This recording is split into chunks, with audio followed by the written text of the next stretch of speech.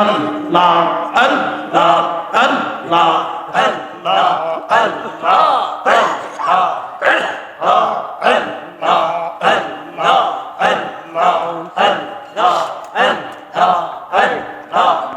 খোলা লাগে খুলে দেন হুজুর আসার আগে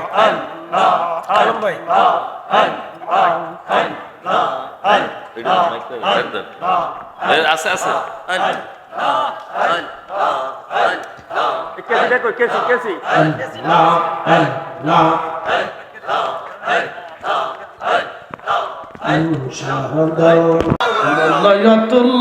এই প্রেম কয়জনে বুঝে অমূল্যতুল্লাহ এই প্রেম কয়জনে জানে ওরে ধনী মানি পাই না যারে ওরে ধনী মানি পাই না যারে পায়া সে কানে অমূল্যতুল্লাহ এই প্রেম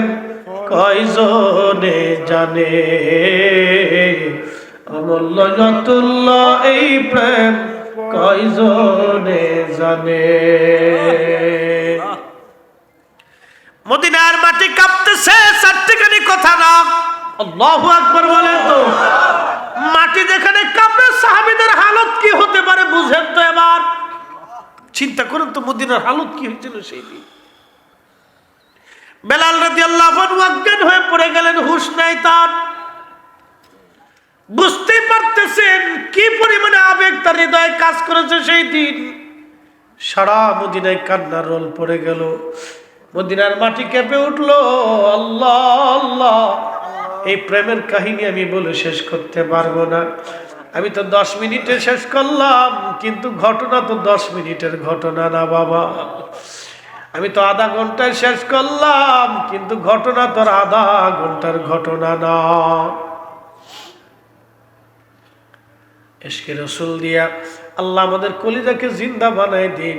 আহলে বাইতের মোহাম্মত দিয়ে কলিজা জিন্দা বানায় দিক আমরা সকলে আওয়াজ তুলে বলেন আমিন প্রিয় উপস্থিতি আমার আরেকটা ওয়াজ আছে এই দেশের এবার আরেকটা আছে হেতার সাইডে দিয়ে এরপরে বগুড়া যাইতে হবে কালকে বগুড়া মাহফিল পরের দিন আমাদের দরবার শরীফে অনুষ্ঠান উরুস শরীফ শুরু হবে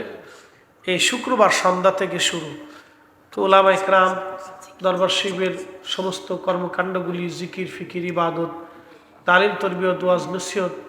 এই মেনটেন করা লাগে এই সময় অনেক বড় পেরেশানির দায়িত্ব তো এগুলি